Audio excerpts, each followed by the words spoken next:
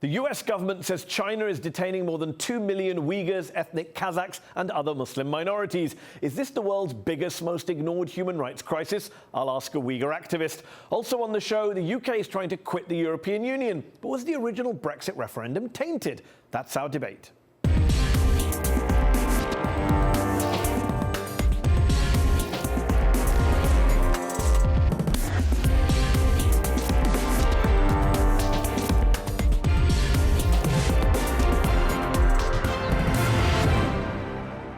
According to the US State Department, more than 2 million members of Muslim ethnic minorities are being held by the Chinese government in so-called re-education camps against their will, including 800,000 Uyghurs. Activists say it's part of a long-running government campaign to suppress, torture and humiliate the Uyghurs. The Chinese government say they're fighting terrorism, even as they send Communist Party officials to live inside of Uyghur homes. But is the world even paying attention? Joining me to discuss this human rights crisis is Ilshat Hassan, a Uyghur activist who was forced to leave China. Ilshat Hassan, thanks for joining me on UpFront. Thank you for having me. You're a Uyghur activist who fled China in 2003. How bad has the situation become in Xinjiang province, the historic Uyghur homeland, in more recent months and years? Do you recognize these horrific numbers from the US State Department? 800,000 Uyghurs in re-education camps, more than 2 million members of Muslim minorities detained in total. The numbers sound almost unbelievable. Yes, actually after the 4th of December, the Tuesday, State Department official Scott Besby gave a testimony in Capitol Hill, and a lot of news media pick up the 800,000 Uyghur. Actually, it's more than 2 million, because Uyghur is a major population over there. In Xinjiang, they're the biggest yes. group. What are you hearing from your friends and family back home in Xinjiang about what's going on inside those camps? Because the Chinese government say there have been violent attacks by Uyghur separatists, so they're just de-radicalizing the terrorists there, they say. The Chinese Foreign Ministry says these policies are about improving livelihoods and preserving stability. What do you say in response to that? To that, we have a lot of testimony, witness testimony, and also we have the first-hand information from the Chinese government's website and their information. And I will ask them, what the president of Xinjiang University, what's the medical university president, and Kashgar University's president, they need from this vocational education camp. They're in the camps as well. Yeah, they're in the camps as well. Clearly. And how can they become a terrorist if they can promote it to the Xinjiang University's president, which means it's a provincial level party member, also must be Communist Party member, which means the Communist Party members become terrorists. Wow. Now need to go to the and what's happening in those camps? Are we talking about, what are we talking about? There's testimony of torture? Yes, it's by the State Department's official, relentless indoctrination and harsh condition inside. And with Mikirgul Tursun's testimony, they are enforcing torture and hunger, not giving them enough food, not enough water, and sometimes forcing them to take medicine, unknown medicine, and after that, from the woman's testimony, they lost the pregnancy, most of them, and some kids was died over there, okay. And that is. And in one cell, with Mikirgul Tursun's description, they have more than 60 around people inside, and some have to be stand up. And these testimonies are coming from people who have been released and come out. Yes, Mikirgul Tursun, yeah, left China. Now we have 4: Mikirgul Tursun, Ömer Bek, and Sayra Gül, and another one lady. Now he is in Turkey. So, now we have 4. So the numbers we're seeing, the conditions that are getting harsher, this is an escalating trend clearly, but it's not new.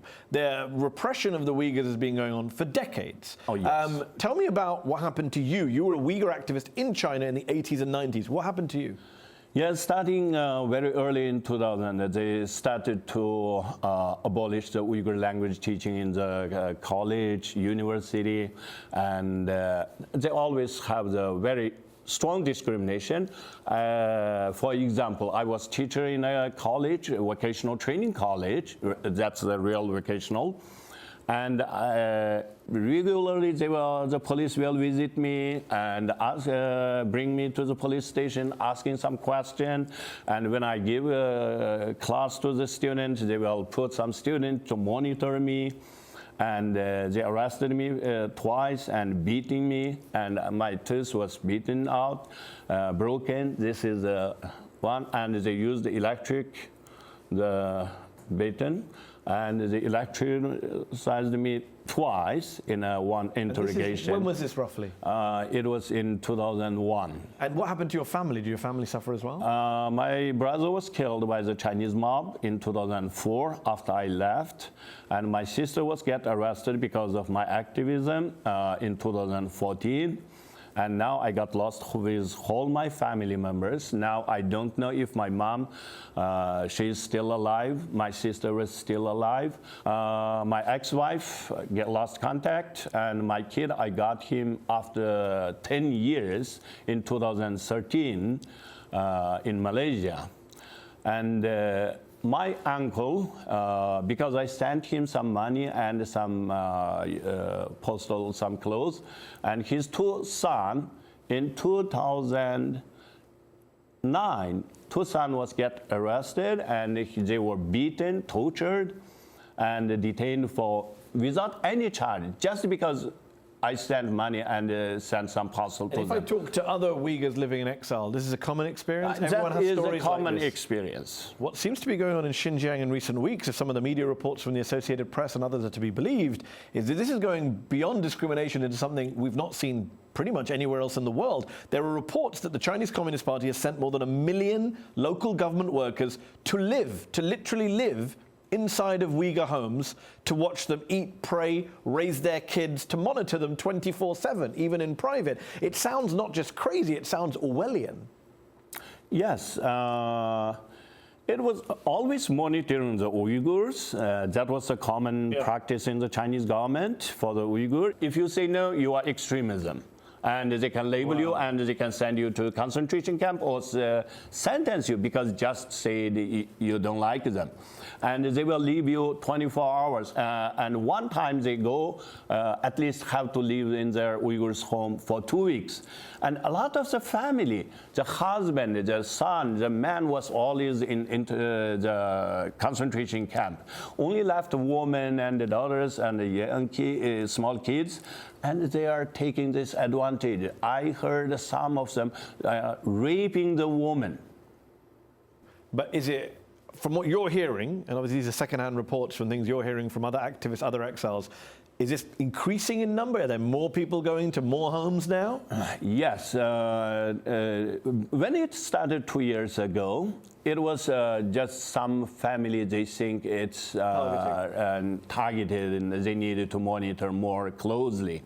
Now, it was all Uyghur family. And 3 years ago, first time what I heard is, before they send the cadres to Uyghur's house, in the Kashgar and Khotan, they request Uyghur, all villagers, you cannot lock your door inside when you are asleep at night. Wow. You have to open it. And the police can anytime come into your house in midnight, ask all your family to go outside to wait in the courtyard. They will search your home. What are they looking for? Anything, prayer rags or Qurans or any Uyghur alphabet letter written books. So what do you want the US government, Muslim majority countries which have been very silent about all this, the international community, the UN, what do you want them to do to help Uyghurs in Xinjiang? How do you put pressure on a country as powerful as China, as economically dominant in the global economy as China? Currently, for example, the US government having some trade war with China. And if it's combined with the human rights, include Uyghur, Tibet issue, I am pretty sure that the US government will stand on the high ground of the morality and can mobilize all the Western countries, give some sanction to the Chinese government who is responsible for this atrocity. You say that, but couldn't it go the other way? Couldn't it be that Donald Trump and President Xi do a deal on trade which involves the Americans looking the other way on what's going on in Xinjiang? Yes, I'm saying that that trend. I'm not very optimistic, and Chinese is calculating what the U.S. Action. And we already talked about the sanctions 3 months early. And until now, we didn't see any action. And I know if U.S. can sanction some few officials, the rest of the world will follow, and the UN can stand firm in their commitment to the human rights. Ilshat Hassan, we'll have to leave it there. Thank you so much for joining me on UpFront. Thank you so much. Thanks for having me.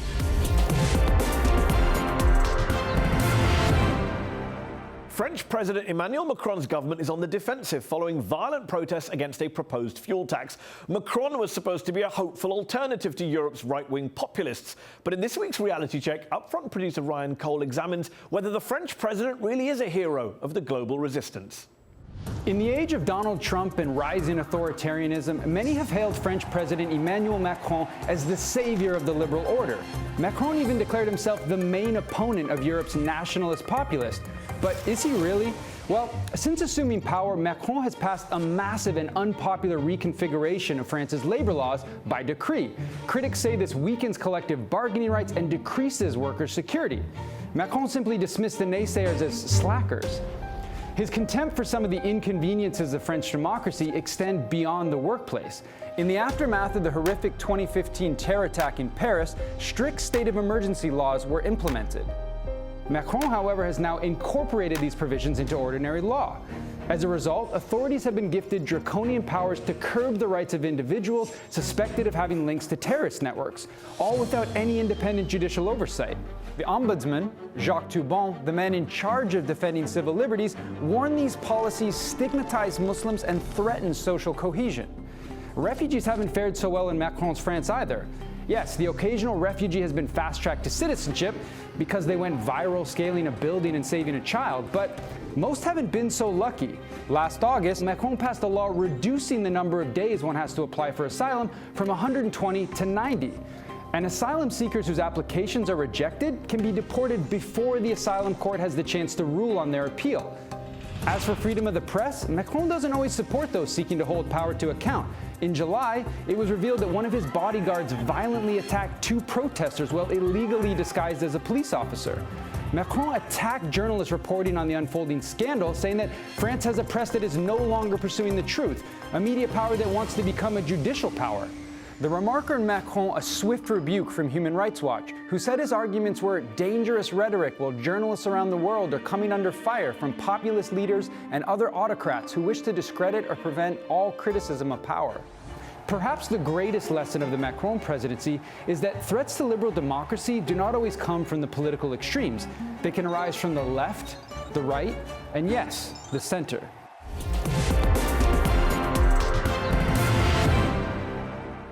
Claims of illegal campaign overspending, of Russian interference, of data theft. Was the 2016 Brexit referendum in the UK a free and fair vote? As Britain prepares to leave the European Union next March, there's a growing chorus of voices calling for a second referendum, partly on the grounds that the first one may have been illegitimate. One of the reporters who has broken most of the stories related to Facebook, Cambridge Analytica, and the possible role of Russian money in that 2016 vote is the Observer journalist Carol Cadwallader. She joins me now from London. And from Brussels, member of the European Parliament Stephen Woolfe, a long-standing Brexit supporter and former member of UKIP, the UK Independence Party. Thank you both for joining me on UpFront. Carol, let me start with you. As a result of your own investigative journalism, you have criticised the way in which the Brexit referendum in the summer of 2016 was conducted. That's when 52% of the public voted to leave as opposed to 48% who voted to stay. Do you believe that Brexit vote was tainted? Well, I think it's absolutely... We know that the vast majority of people voted the way that they did because of their very strong and genuine views. That is absolutely not in doubt, and I'd never question that at all. There are now multiple criminal investigations. I think the last count I did, there are actually 9 ongoing serious or criminal investigations into laws that were broken during the campaign. So that includes illegal overspending, illegal coordination of campaigns, illegal use of data. And then we've got the extraordinary revelation that the biggest sum of money spent during the referendum campaign that was supplied by Aaron Banks, this Bristol businessman who supported Nigel Farage's campaign. The Electoral Commission looked at that donation for a year. They've investigated it for an entire year. And at the end of it, they said, we're not sure where that money came from. And we're not even sure that it's British. OK. Stephen Woolfe, did you win that vote in 2016 fair and square? Carol talks about all the illegality that's now associated with your pro-Brexit campaign. Of course, we absolutely won fair and square. I think I'm pleased that Carol actually said that people's votes were based on opinions that they'd previously formed.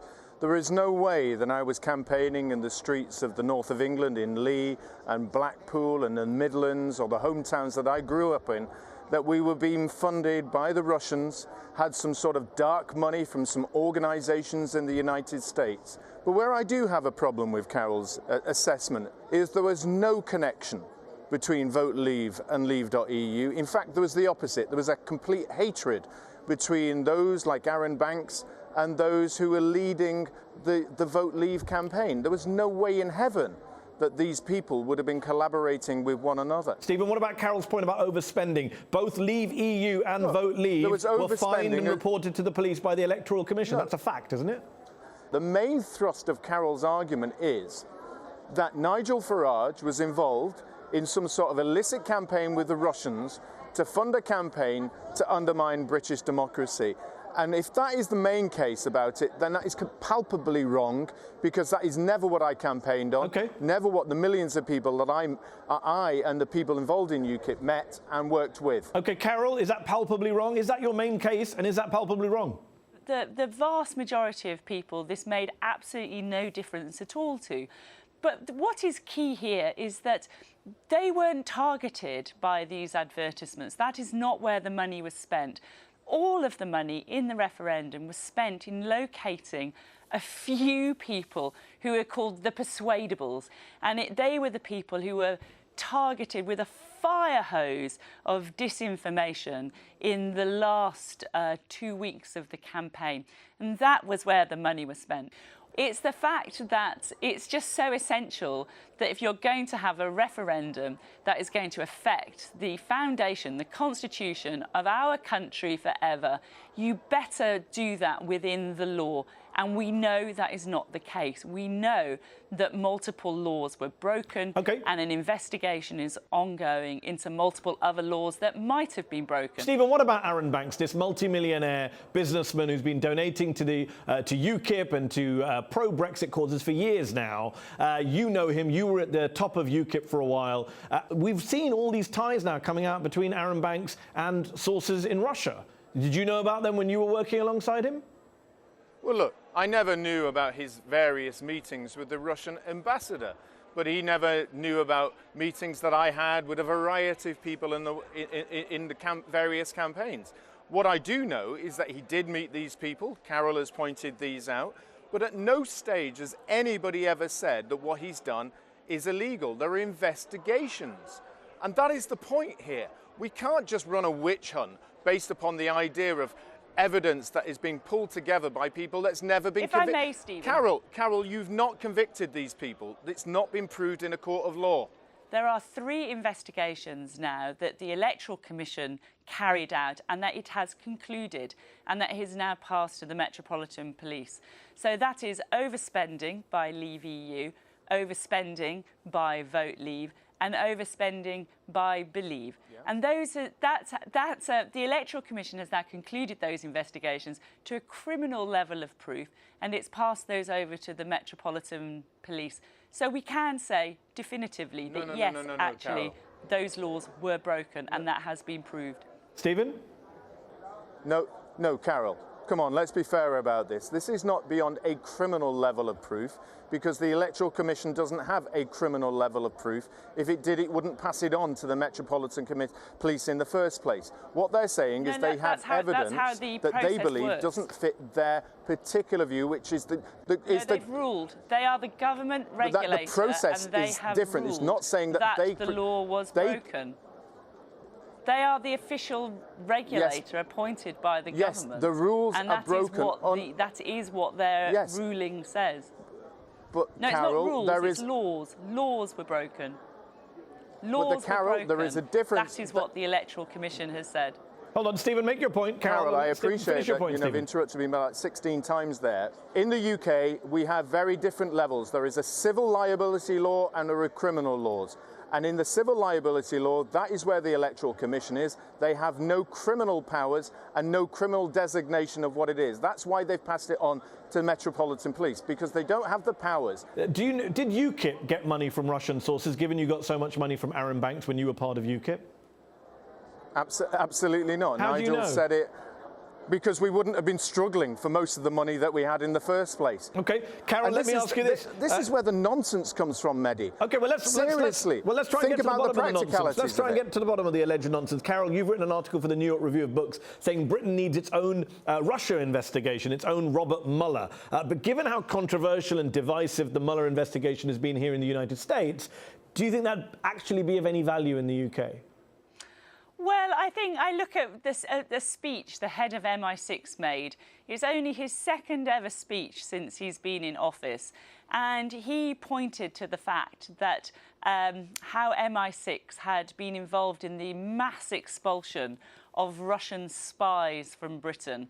And that happened after Sergei Skripal was poisoned.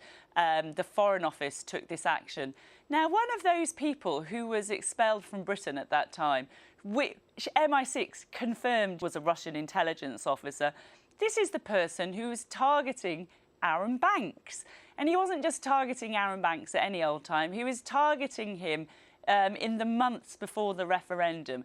And Arron Banks was invited by the Russian ambassador to meet a Russian businessman who offered him these kind of like fantastic gold and diamond deals. Okay. And I don't think we can, it's not a question that Russia just like writes a check to a political campaign and that's how it works. What we know from patterns all across Europe is it's about enriching businessmen who then donate to campaigns. It's about offering sweetheart deals. And when we look at when we look at what was proposed to Arron Banks, that just looks like a sweetheart deal. It does. Stephen, let me ask you this. Given you want to get to the bottom of this like Carol does, would you support a Mueller-style investigation, an independent investigation? I sound like a Liberal Democrat. The answer is yes, and the answer is no. On the answer is yes, because I think it would be farcically show that there was no involvement between UKIP and the Russians or Leave.eu and the Russians, and more importantly, a connection between Vote Leave and Leave.eu. But on the other side of it, it would actually continue the negativity and the divisiveness and the dangerous damage to our political feeling that's happening in the United Kingdom at the moment. And whereas I believe that Carol has a complete duty as a reporter to pursue people like Cambridge Analytica and the case that she's looking at now, but there is a duty on all of us to look at this carefully and responsibly about how we're damaging our democracy when you link things that are not factual with things that are just kind of ideas. You mentioned damaging democracy. As time goes by, Stephen, as more and more evidence of seeming wrongdoing emerges, more and more questions go unanswered, there does seem to be a momentum growing for a second referendum on Brexit. Sky News did a poll last month that found more than half of Britain support a second referendum. You're a Democrat. What's wrong with having another vote, given all the controversy, given it's nearly 3 years later? Purely and simply because democracy demands that once you have a vote, you have to enact the decisions of the people. And this view here is different. What's being asked is not to enact leaving the European Union, it's to change your mind before it actually happens. And if you do so, there will be millions of people who still would vote to leave. And I don't want to see that division between families, between rich and poor, between those so-called who don't know what they're talking about and those who believe that they do, continue by trying to usurp that. Carol, final question to you. You've said that British politics now is, quote, conducted in darkness. In Britain, it's no longer possible to keep money out of politics or even to track it. So given that, a second referendum would probably be, in your view, as compromised and tainted as the first one, wouldn't it? How would you get around that problem, given your own reporting? Well, I'm not here to campaign for a second referendum. I'm just here to tell you that that was not a free and fair vote. It was not conducted democratically. We can have absolutely no assurance in the outcome of it. And the rest is for politicians to deal with. But yeah, the role of the tech companies, of Facebook and of Google, right at the heart of this, their utter refusal to answer questions to our lawmakers, that is a massive ongoing problem that makes holding a free and fair election in years to come just filled with enormous uncertainty, and that's why it's so important what Parliament is trying to do in trying to hold them to account. On that note, we'll have to leave it there. Carol, Stephen, thanks for joining me on The Arena. That's our show. UpFront will be back next week.